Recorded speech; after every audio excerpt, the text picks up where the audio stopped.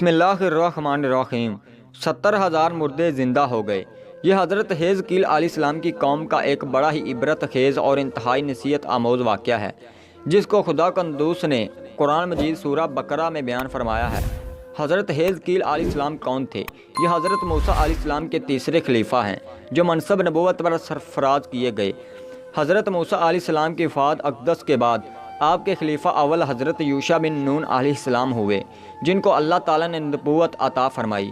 ان کے بعد حضرت کالب بن یحنہ علیہ السلام حضرت موسیٰ علیہ السلام کی خلافت سے سرفراز ہو کر مرتبہ نبوت پر فائز ہوئے۔ پھر ان کے بعد حضرت حزقیل علیہ السلام حضرت موسیٰ علیہ السلام کے جانشین اور نبی ہوئے۔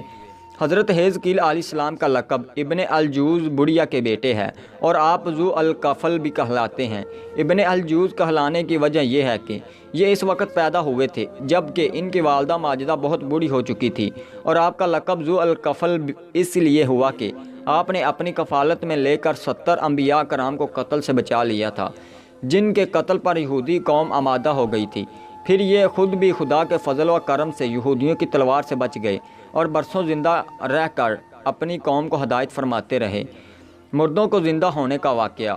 اس کا واقعہ یہ ہے کہ بنی اسرائیل کی ایک جماعت جو حضرت حزقیل علیہ السلام کے شہر میں رہتی تھی، شہر میں طاعون کی وبا پھیل جانے سے ان لوگوں پر موت کا خوف سوار ہو گیا، اور یہ لوگ موت کے ڈر سے سب کے سب شہر چھوڑ کر ایک جنگل میں بھاگ گئے اور وہیں رہنے لگے۔ تو اللہ تعالیٰ کو ان لوگوں کی یہ حرکت بہت زیادہ ناپسند ہوئی، چنانچہ اللہ تعالیٰ نے ایک عذاب کے فرشتے کو اس جنگل میں بھیج دیا، جس نے ایک پہاڑ کی آڑ میں چھپ کر اور چیخ مار کر بلند آواز سے یہ کہا دیا کہ منہ توا، یعنی تم سب مر جاؤ۔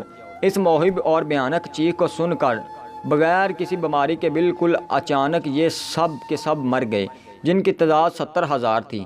ان مردوں کی تعداد اس قدر زیادہ تھی کہ لوگوں ان کے کفن دفن کا کوئی انتظام نہیں کر سکے، اور ان مردوں کی لاشیں کھلے میدان میں بے گور اور کفن 8 دن تک پڑی پڑی سڑنے لگی، اور بے انتہا تعفن اور بدبو سے پورے جنگل بلکہ اس کے اطراف بھی بدبو پیدا ہو گئی۔ کچھ لوگوں نے ان کی لاشوں پر رحم کھا کر چاروں طرف سے دیوار اٹھا دی تاکہ یہ لاشیں درندوں سے محفوظ رہیں۔ کچھ دنوں کے بعد حضرت حزقیل علیہ السلام کا اس جنگل میں ان لوگوں کی لاشوں کے پاس سے گزر ہوا تو اپنی قوم کے 70,000 انسانوں کی اس موت ناگانی اور بے گور و کفن لاشوں کی فراوانی دیکھ کر رنج و غم سے ان کا دل بھر گیا، عبیدہ ہو گئے اور باری تعالیٰ کے دربار میں دکھ بھرے دل سے گڑ گڑا کر دعا مانگنے لگے کہ یا اللہ، یہ میری قوم کے افراد تھے جو اپنی نادانی سے یہ غلطی کر بیٹھے کہ موت کے ڈر سے شہر چھوڑ کر جنگل میں آ گئے۔ یہ سب میرے شہر کے باشندے ہیں، ان لوگوں سے مجھے انس تھا اور یہ لوگ میرے دکھ سکھ کے شریک تھے۔ افسوس کہ میری قوم ہلاک ہو گئی اور میں بالکل اکیلا رہ گیا۔ اے میرے رب، یہ وہ قوم تھی جو تیری حمد کرتی تھی اور تیری توحید کا اعلان کرتی تھی اور تیری پاکیزگی کا خطبہ پڑھتی تھی۔ آپ بڑے سوز و دل کے ساتھ دعا میں مشغول تھے کہ اچانک آپ پر یہ وحی اتر پڑی کہ اے حزقیل علیہ السلام، آپ ان بکھری ہوئی ہڈیوں سے فرما دیجئے کہ اے ہڈیوں، بے شک اللہ تعالیٰ تم کو حکم فرماتا ہے کہ تم اکٹھے ہو جاؤ۔ یہ سن کر بکھری ہوئی ہڈیوں میں حرکت پیدا ہوئی اور ہر آدمی کی ہڈیاں جمع ہو کر ہڈیوں کے ڈھانچے بن گئے۔ پھر یہ وحی آئی کہ اے حزقیل علیہ السلام، آپ فرما دیجیے کہ اے ہڈیوں، تم کو اللہ کا یہ حکم ہے کہ تم گوشت پہن لو۔ یہ کلام سنتے ہی فوراً ہڈیوں کے ڈھانچوں پر گوشت پوست چڑھ گیا۔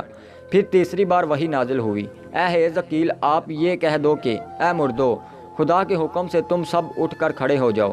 چنانچہ آپ نے یہ فرما دیا تو آپ کی زبان سے یہ جملہ نکلتے ہی 70,000 لاشیں دم زدن میں ناگان یہ پڑھتے ہوئے کھڑی ہو گئی کہ پھر یہ سب لوگ جنگل سے روانہ ہو کر اپنے شہر میں آ کر دوبارہ آباد ہو گئے اور اپنی عمروں کی مدت بھر زندہ رہے۔ لیکن ان لوگوں اس موت کا اتنا نشان باقی رہ گیا کہ ان کی اولاد کے جسموں سے سڑی ہوئی لاشوں کی بدبو برابر آتی رہی، اور یہ لوگ جو کپڑے بھی پہنتے تھے وہ کفن کی صورت میں ہو جاتا تھا، اور قبر میں جس طرح کفن میلا ہو جاتا تھا ایسے ہی میلا پن ان کے کپڑوں پر نمودار ہو جاتا تھا۔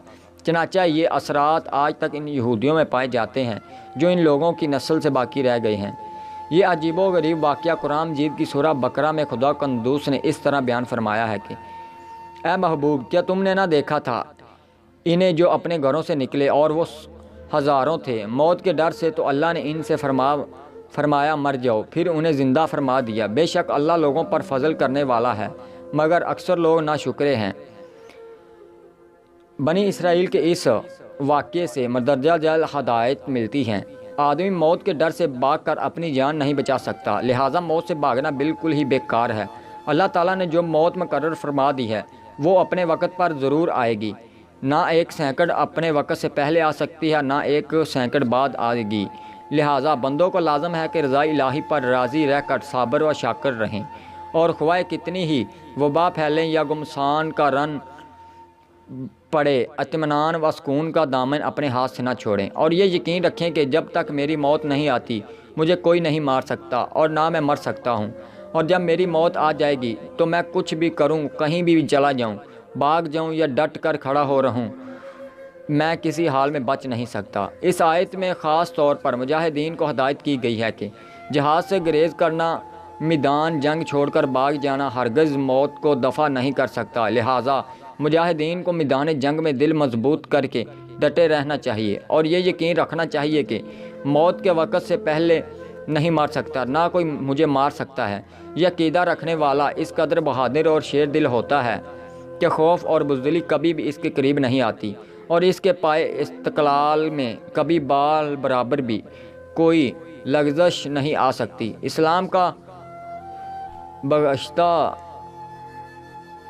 بخشتہ ہوا یہی وہ مقدس عقیدہ ہے کہ جس کی بدولت مجاہدین اسلام ہزاروں کفار کے مقابلے میں تنہا پہاڑ کی طرح جم کر جنگ کرتے تھے، یہاں تک کہ فتح مبین ان قدموں کا بوسہ لیتی تھی، اور وہ ہر جنگ میں مظفر و منصور ہو کر اجر عظیم اور مال غنیمت کی دولت سے مالا مال ہو کر اپنے گھروں میں اس حال میں واپس آتے تھے کہ ان کے جسموں پر زخموں کی کوئی خراش بھی نہیں ہوتی تھی، اور وہ کفار کے دل بادل لشکروں کا صفایا کر دیتے تھے۔